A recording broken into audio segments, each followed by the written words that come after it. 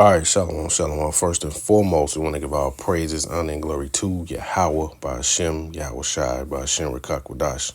Giving double honor to the apostles and elders of the great millstone. Shalom to the hopefully late.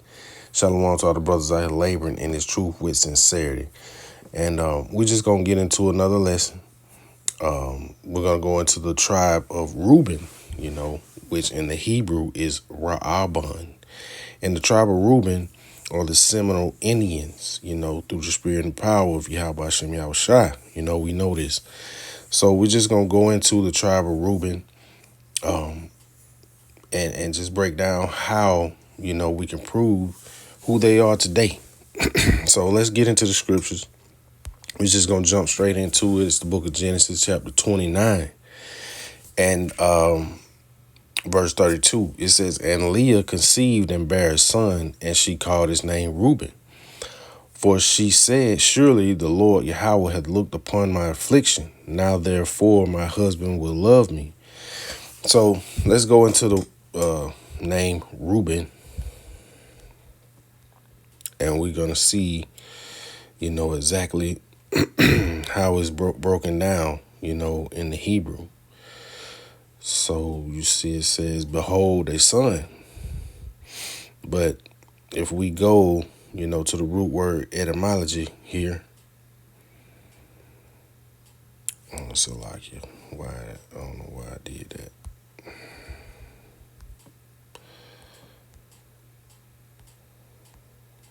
So like it. It says Ra'al. And it says to see, look at, inspect, perceive, consider, but it's to see, to look at. And then we go, man, I keep doing it. So like it says bond. It says son, so it's a son, that's what the name means. That's what Reuben means. Ra'aban. See, it's a son.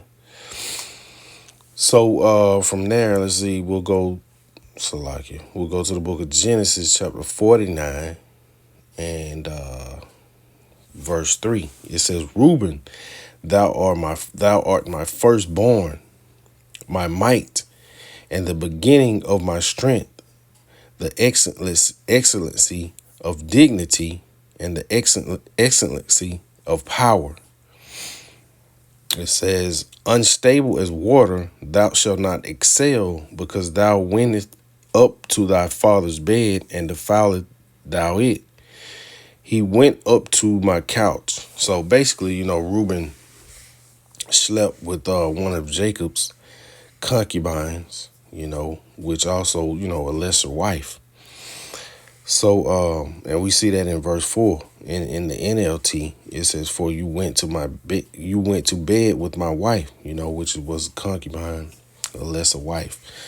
So we'll go into, Reuben being, mighty, known for having strength, dignity, power, and that's the characteristics of the Seminole Indians.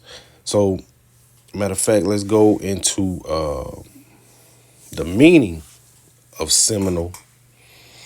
And I went to ChatGPT, and it pretty much broke it down. But we're gonna see exactly, Seminole really means, as we see in verse 4, it says unstable as water. And let's see what Seminole means. So it says the word Seminole has its roots in the Spanish word camaron, meaning wild, runaway, or untamed, which also means, unstable. It says when applied to people, it originally referred to Native Americans who left larger tribes in Georgia, Alabama, and other areas and moved down to Florida during the 1700s. It says over time, these groups, mostly Creek Indians, along with runaway African slaves, which we know also, were Israelites, more than likely from the tribe of Judah. You know, it says, who joined them formed a new distinct people, Salakia, the Seminole tribe. So they mixed, you know, and if we look at some of these pictures, you know, they really look like Jakes, man.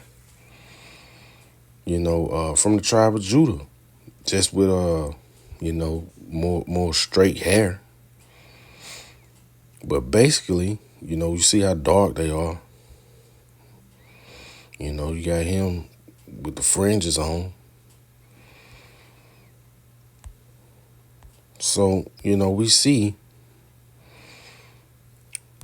there we go right there, Seminole Indians of Miami, you know. Hey, man, these people don't have a lot to pay for, man. Or they already got a lot to pay for, you know, but, you know, we just get a little imagery on how they look, you know. So going back, let's go back to chat. It says, so Seminole came to mean separatist or runaway, you know, unstable. It says describing their independence from the other tribes and colonial powers. Let's see. So I looked up the history. It says origin 1700s. The Seminoles formed in Florida from groups of Creek Indians, mainly Muskogee speakers, who migrated south from Georgia and Alabama. They were joined by other tribes, Yichi, Hitichi, and others, and escaped African slaves, later known as the Black Seminoles. And we know, once again, they were Israelites. It says the name Seminole comes from Spanish, Cameron, meaning wild or runaway. Let's see. This mainly, you know, what we want to see, man. Because the Seminole Indians were known for the power and strength. Matter of fact, let's go back. It says they're known for their strength, dignity, might, and power. You know, so let's see. You know, they had many conflicts, you know, with the United States. And, you know, they didn't give up, man. You know, they fought hard and pretty much never were conquered. You know, that's a sign of that power, strength, might. So let's go to 1 Chronicles chapter 5. And we'll drop down to verse 18. And we're going to get this in the KJV as well as the NLT. So verse 18, it says, the sons of Reuben and the Gadites and half of the tribe of Manasseh, of valiant men able to bear buckler and sword and to shoot the bow. And hey, these are clear indications of who we're talking about. You know, when you speak of America and you speak of Native Americans, it's only one group of people that were known for shooting arrows, man. You know, but it says to shoot the bow and skillful in war were 440,703 that went out to war. So let's get this in the NLT, Salaki. It says there were 44,760 capable warriors in the armies of Reuben, Gad, and the half tribe of Manasseh. They were all skilled in combat and armed with shields and swords and bows. So, you know, they were powerful men at war, skillful at war, you know, skillful at combat. So let's go back to chat, and we see conflicts with the United States. It says after the United States acquired Florida from Spain in 1821, the government pressured the Seminoles to move west.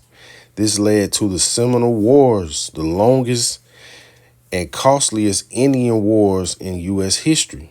It says First Seminole War, and then it goes through the war. It says Andrew Jackson invaded Florida, attacking Seminole villages and their African affiliates.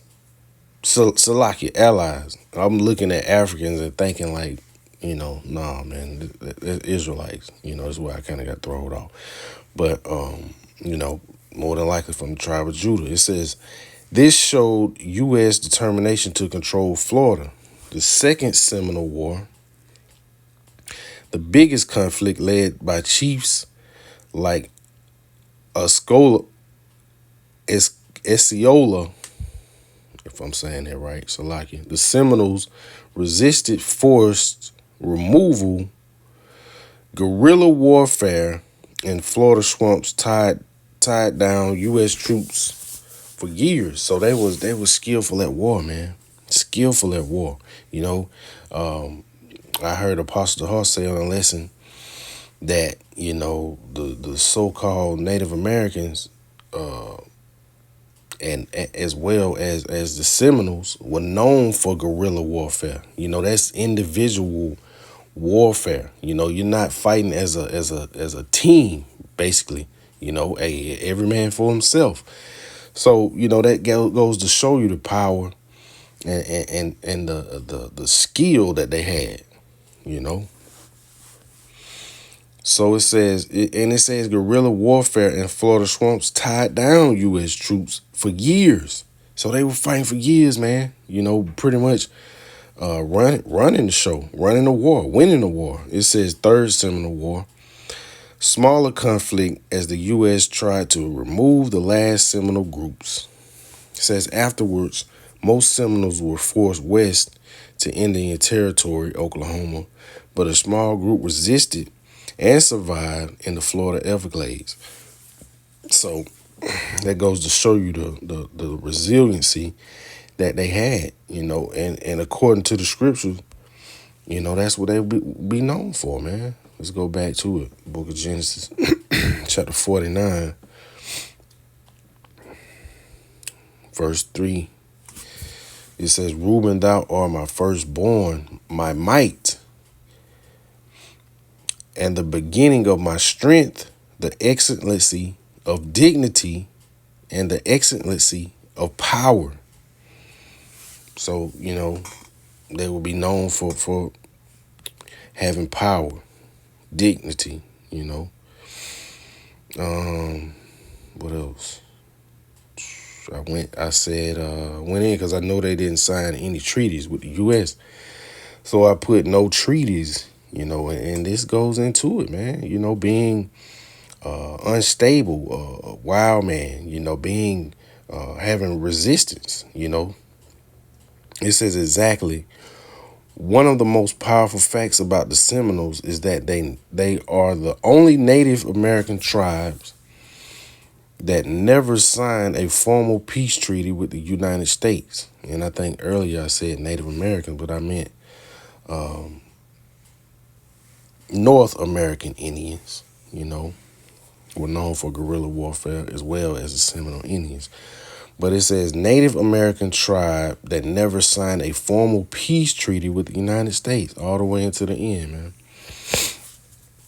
It says here's why that matters in their history. It says Seminole resistance and treaties. It says during the Seminole Wars, U.S. officials tried to force the Seminoles to sign treaties that would remove them to Indian territory. But so that goes into that dignity, man. It says some agreements were signed under pressure, like the Treaty of Payne's Landing, but many Seminole leaders refused to accept them. Leaders like Escolia openly resisted, arguing that the treaty was fraudulent and non-binding. So that's pretty much the history on, the treaties. We'll keep going, though. It says, unlike most tribes, the Seminoles never surrendered completely. Even after the wars, a group of Seminoles stayed hidden in the Everglades, living off the land and resisting U.S. troops. because they never fully submitted, was no final peace treaty ending the conflict. It says the wars simply fizzled out when the U.S. gave up trying to hunt down every last Seminole. Man, they wanted to eliminate, man. The United States, Esau Edom has a lot to pay for, man. You come to a whole nother landmass and try to wipe out a whole group of people, man, just so you can take over. This is completely wicked. It says legacy. This gives the Seminoles a unique place in history. They survived removal. They kept their homeland. A remnant stayed in Florida. They remain a symbol of unbroken resistance and sovereignty. To this day, Seminoles proudly say we never signed a peace treaty. So, that goes back to Genesis chapter 49 and verse 3. These are the characteristics of Reuben, having might, having strength, dignity, and power, man, which all were displayed, by not signing those treaties and going to war, with the U.S. military. So, let's see, we'll get a little bit more imagery on what they look like, and then we'll close it out. But, Lord willing, this was edifying. But, we see that pretty much these are our people, man. These are our brothers and sisters, man, which stood to the end, fought to the end and never gave up. They constantly showing the women. Let's see what the men, what they got going on, man. These are our people. Let's see that.